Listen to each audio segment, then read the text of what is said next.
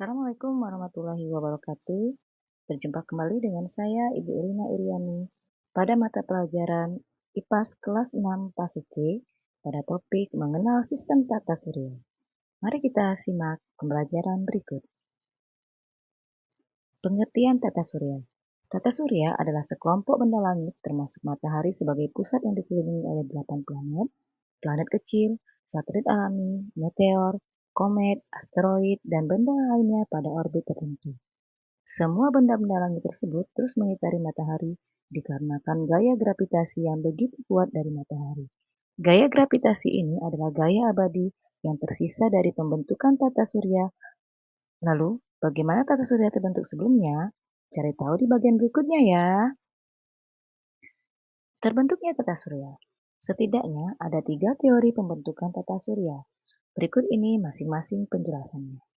Yang pertama, teori planetesimal. Menurut ahli geologi Thomas C. Chamberlain dan astronom Forrest R. Moulton, tata surya tercipta karena keberadaan benda langit lain yang lewat dengan jarak begitu dekat ke matahari saat awal matahari terbentuk. Akibatnya, hal ini membentuk tonjolan pada matahari, kemudian berbagai materi dalam matahari pun keluar. Setelah itu, ada yang kembali ke dalam matahari dan ada yang mendingin di luar matahari, sehingga membentuk benda-benda lain seperti planet, meteor, komet, asteroid, satelit, dan lainnya. Yang kedua adalah teori awan debu. Menurut Carl von Weizsäcker dan Gerhard P. Kuiper, tata surya pada awalnya terbentuk dari gumpalan debu dan gas seperti awan yang mengalami penyumbatan. Hal ini membuat partikel debu tertarik dan masuk ke bagian pusat bola dan terikat sehingga membentuk cakram yang besar yang menipis pada tepinya. Partikel pada bagian tengah saling menekan, panas dan berpijar sehingga menjadi matahari. Bagian tepi yang berputar lebih cepat terpisah dan membentuk benda-benda langit seperti planet. Teori nebula atau kabut. Menurut Immanuel Kant dan teori Simon de Lebesgue, tata surya terbentuk dari kabut berpijar di alam jagat raya, di mana kabut tersebut bulat seperti bola dan besar, namun semakin mengecil dan membuatnya berputar lebih cepat. Bentuk bola tersebut pun melebar pada bagian ekuatornya, dan gas-gas ada yang menjadi dari pusat sehingga membentuk gelang yang akhirnya menjadi planet-planet. Sementara bagian pusatnya tetap berpijar dan itulah matahari. Nah, sekarang kita lihat apa saja planet-planet anggota tata surya. Planet-planet anggota tata surya terbagi menjadi 2 kelompok besar, yaitu planet dalam dan planet luar. Planet dalam yaitu planet-planet yang orbitnya paling dekat dengan matahari terdiri dari Merkurius, Venus, Bumi, dan Mars. Sedangkan planet luar merupakan planet yang orbitnya jauh dari matahari. Planet luar terdiri dari yang pertama Jupiter, Saturnus, Uranus, Neptunus.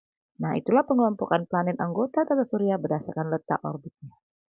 Nah, sekarang kita untuk bahas lebih detailnya ya.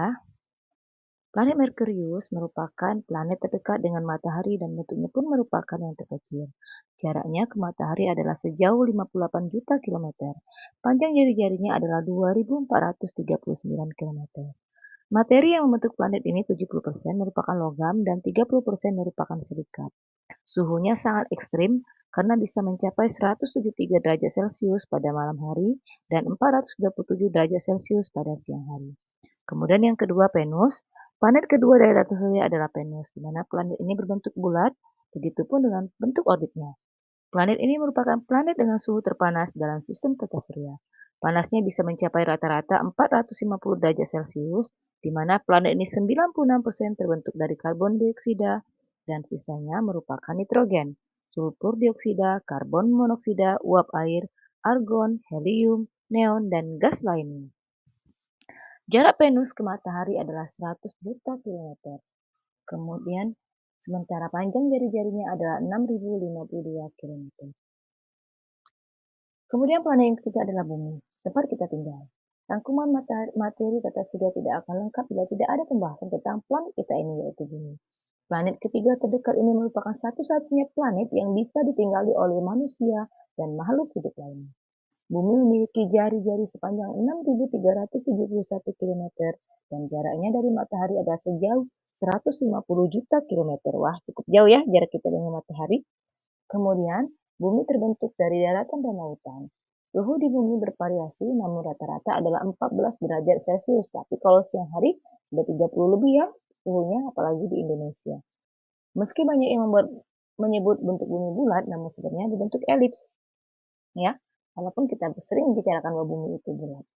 Kemudian planet yang berikutnya Mars. Nah, planet ini pernah digadang-gadangkan sebagai planet yang bisa ditinggali manusia. Tapi kita lihat dulu penjelasan tentang planet Mars ini. Planet Mars merupakan planet keempat dari Matahari dan kedua terkecil dalam sistem tata surya. Jaraknya dari Matahari adalah 228 juta kilometer. Jadi agak lumayan jauh dari Matahari ya dibandingkan Bumi. Kemudian sementara panjang jari-jarinya adalah 3.389 kilometer. Planet merah ini begitu dingin, berdebu dan memiliki banyak gurun pasir. Dengan atmosfer yang begitu tipis, atmosfer sendiri tersusun dari 95% karbon dioksida dan hanya 1% oksigen. Sisanya merupakan gas laut. Kemudian planet yang berikutnya adalah Jupiter.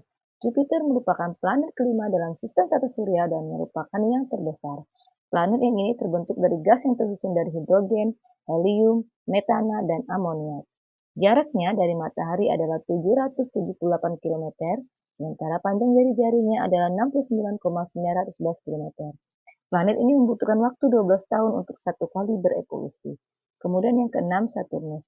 Dalam rangkuman materi tata surya manapun, planet Saturnus ini selalu disebut dengan planet terindah. Hal ini karena ada cincin besar yang mengelilinginya. Jadi kalau ada planet yang bercincin adalah planet Saturnus. Planet keenam dalam sistem tata surya ini juga merupakan planet terbesar kedua setelah Jupiter, di mana jarak matahari dari ke Jupiter ada 1,424 miliar kilometer. Jari-jari planet ini adalah 58,232 kilometer. Satu kali revolusi membutuhkan waktu 29 tahun. Wow, cukup lama ya. Kemudian Uranus, planet ketujuh dalam sistem tata surya adalah Uranus, di mana planet ini membutuhkan 84 tahun dalam satu kali mengitari matahari. Aduh, sudah tua ya kalau kita mau mengitari matahari di planet ini. Kemudian jaraknya sendiri dari matahari yaitu 2.871 miliar kilometer. Panjang jarinya adalah 25.362 kilometer. Planet ini terbentuk dari gas hidrogen dan helium dengan campuran amonia, metana, air, dan juga hidrokarbon. Suhu tertinggi dari Uranus adalah minus 195 derajat Celcius dan suhu terendahnya adalah minus 214 derajat Celcius. Jadi sangat dingin di sini. Kemudian Neptunus, planet Neptunus menjadi penutup dalam rangkuman materi tata surya. Planet terluar dari sistem tata surya ini merupakan butuh waktu 165 tahun untuk satu kali revolusi. Jaraknya dari matahari adalah 4.495 miliar kilometer.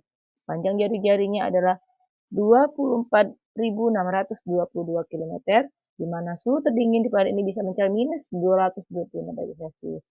Planet ini terbentuk dari materi seperti hidrogen, helium, hidrokarbon, nitrogen, air, es, amonia, dan metana. Nah, penutup dari materi kita adalah tata surya secara sederhana merupakan gugusan planet-planet yang terbentuk jutaan tahun lalu. Pusatnya merupakan matahari sebagai bintang bersinar yang memiliki gravitasi dan menarik benda-benda di sekitarnya.